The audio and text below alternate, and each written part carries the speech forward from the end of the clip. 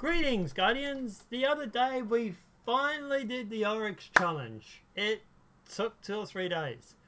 The challenge itself isn't too hard. It's what it is, it's getting a group of guys together that know what they're doing. A lot of people are used to doing the no-night strategy, which does not work when you're doing the challenge. Now, the biggest problem I had was I was trying to LFG it. I couldn't get all my mates on at the same time because just different time zones and stuff like that. Friday, we all messaged each other, we all jumped on and we smashed the challenge out, and it only took us about 2 or 3 goes.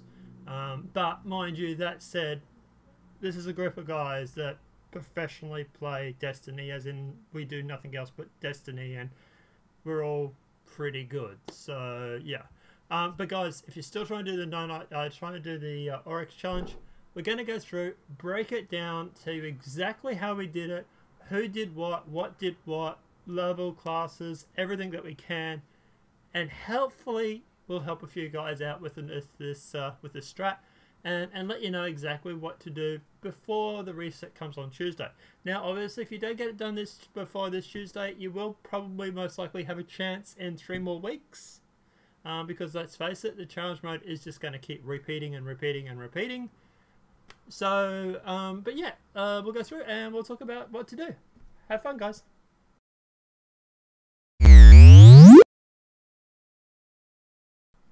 Okay, so first things first, you need 6 competent players. Check. Guys, basically the best way to do this is to have 2 titans, a certain person to do runner, dedicated runner. In this it was actually monks, who was actually a hunter, and then the rest made up out of titans, warlocks, whatever you've got. Now, the reason why I say you want 2 titans is because where I am standing up now is the top of the pillars. You want 2 guys to appear up here to pop bubbles. 1 to pop blessings, 1 to pop weapons of light. Once that's done, they are then going to use those bubbles to use A, touch of malice, and B, sniper rifles to shoot down the ogres as soon as they spawn. Now, the reason why we all are firing at the center of the thing, we're basically generating orbs. So you get 1 person to run up towards the front of the platform, stand up there, the enemies rush towards him, he falls back, shoot a bow where they all are, and then basically just everybody nuke the area with grenades, rockets, machine gun, whatever you got, and then that generates a whole stack of orbs, and that allows the titans to go through and to make these orbs to go through and to pop their bubbles all the time. Once you've done that, you then want to assign everybody to a platform, or give everybody goes to their platform. In this stage, I was at platform 3. Soon as that ogre comes up, you want to shoot it with a sniper rifle in the head to stagger it, and then just basically lay into it. Same thing with the old number 4. Now, the guys up on the 2 pillars, the 2 titans, they're going to be shooting at the ogres as soon as they pop up as well as the person on their own platform shooting the ogres, or shooting their own ogre. And the guys on the 2 platforms will also be shooting the ogre on number 4 as well. Also, number 3, like I was doing there, if you want to help out, it's obviously advisable.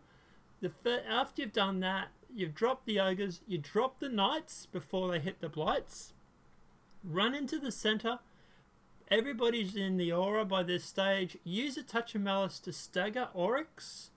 Once you've staggered him, use the rest of the remaining aura time to shoot all the enemies. Drop everything you can. You don't have to worry about dying at this stage because the aura will protect you, so you can just use that last round on your touch. Basically wipe everything like we've just done, and then he's going to pull you into the dimensions or into the shade. Now once he's done that, you then obviously have to drop him while in the shade before the timer runs out, and then obviously it's rinse and repeat. Now, a few things too. When you get into the shade, if your health drops or your health you get hit by the sword and you're low on health, keep jumping like you're a jackrabbit. I literally want you to stand like you're on a pogo stick and bounce the fuck out of that thing. He can't hit you very much while you're in the air. If you get to a certain height, he doesn't even recognize you. And if your health is low, just keep bouncing. Keep jumping up and down on the spot. or moving around, jumping up and down, whatever you need to. Like here, you see here, my health is really, really low, and that's all I'm doing, guys, is just jumping up and down. I'm trying to help out with the machine gun if I can get a shot, but to be honest, it's more important that you don't die. The reason why I say that is because you want at least 6 players going into the 2nd or 3rd round with your blights. Because if you do lose one, then it's not going to be a complete wipe. You can still 5-man it. But when we did this, we had all 6 by the end of the 4th round. Well, up until the end of the 4th round. Now also, guys, for your knights that pop up, you want to use your sniper rifles and a machine gun if you've got it. The reason I say that is because if you're getting too close, the knight's getting too close to the blight, pop the heavy machine gun that you get from the raid, and just lay into it. Really nuke that bastard. All right. The sniper rifles that we're using, Black Spindle is obviously the best, but if you're using Touch of Malice, you can't use that. The 1,000-yard stare that is currently sold at the Vanguard probably is one of the best sniper rifles in the game. Worst case scenario, you can use the Jasmine that you get from doing the raid.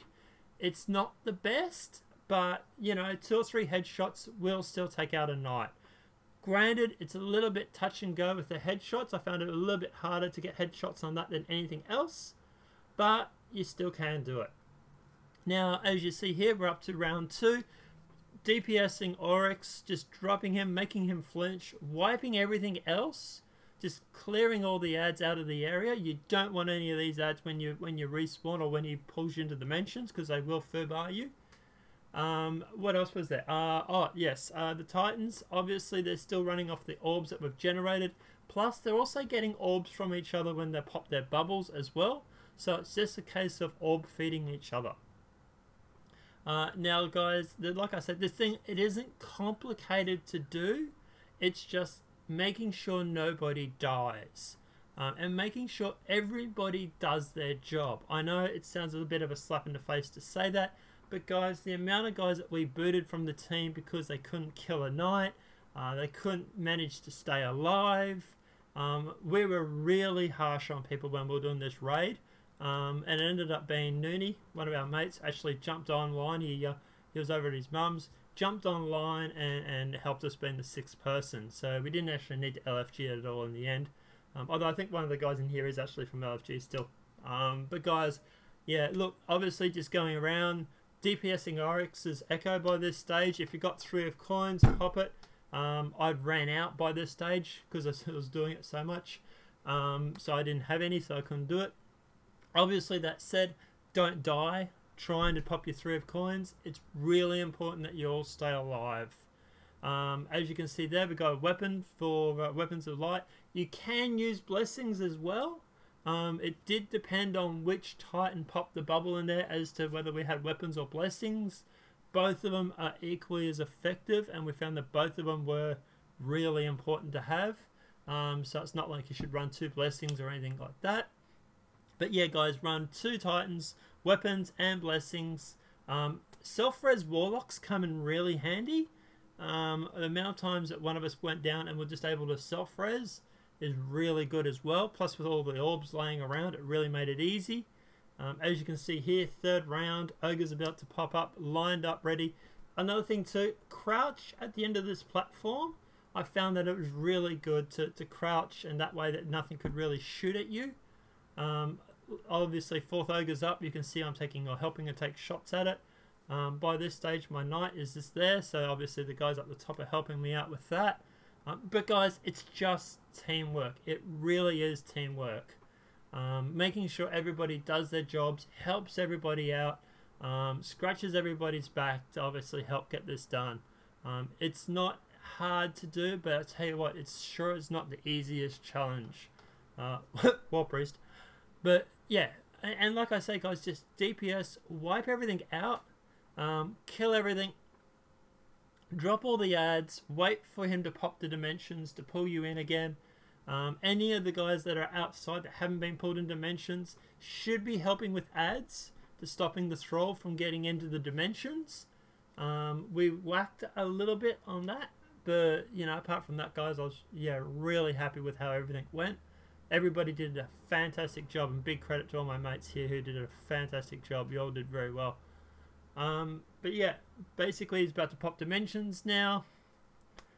Just waiting for him to do that. Here he goes. Pops dimensions. Pulls everybody into the echo or into the shade to take out the echo. Obviously, guys, with this, the no night strat doesn't work.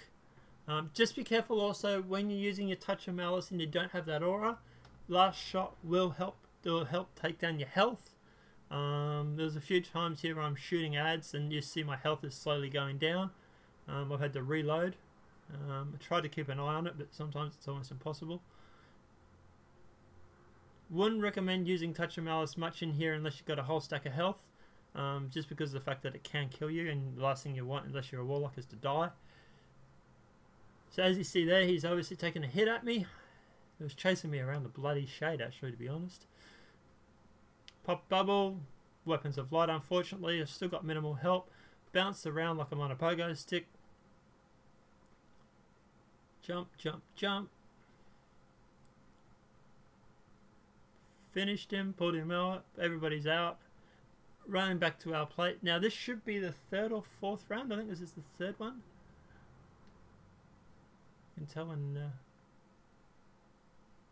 Yep. Also another thing, guys, too. Be careful teleporting ogres.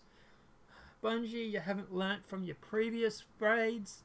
Guys, it was really glitchy trying to do that, which was half the problem that we were having. Friggin' ogres were teleporting halfway across the map.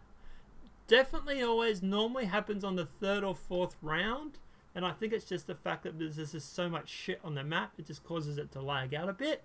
There was even a case where we actually DPS'd an ogre and then he teleported back from the dead. That was interesting. But yeah, I've got another footage here of teleporting ogres, and I'm going to talk about that later on in another video.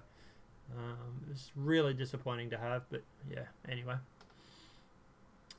Obviously, yep, all the blights are up. I'm just checking, doing a blight check to make sure all of them are up. DPSing Oryx with the Touch of Malice.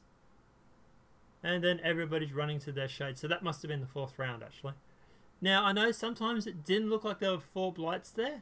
We were a little bit touch and go going into it, whether or not there was another blight. But there was 4. So... Now that by this stage, as I say, where a self-res warlock obviously comes in handy. But guys, yeah, obviously I went down. It wouldn't have mattered if I did die at the end there, because the blight was activated, all the bombs were activated, so he still died, he would have died. But then obviously when I rezzed and then ran back, he killed me again. Thanks, Oryx. But yeah, obviously final stand, guys. DPSing Oryx, just shooting him in the chest, like normal. And wave to Oryx. And Caretaker do a dance. Thanks, Caretaker. Obviously, you get the fragment for doing this. You get the heroic ship if you've done all the heroic modes. Although I believe it also happens if you've done it on 2 normal and the final was on heroic.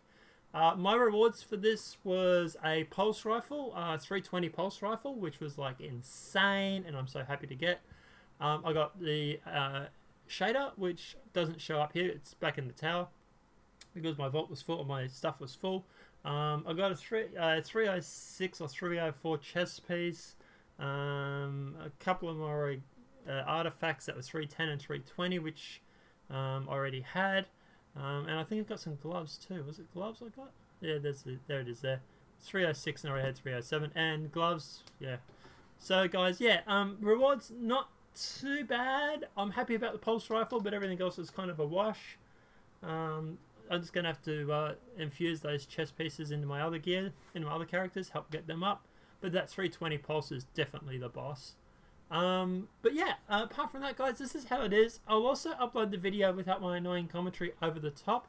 So if you want to, guys, see and watch the whole raid or watch the whole thing happen as it was, there's the emblem there.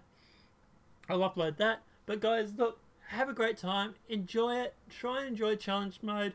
I know it's a lot harder doing it with LFG, but remember, if this video was helpful, please click like, please click subscribe, and guys, I'll try and upload a load of videos.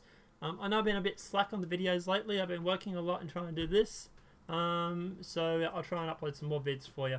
But guys, enjoy Destiny. Have a great time.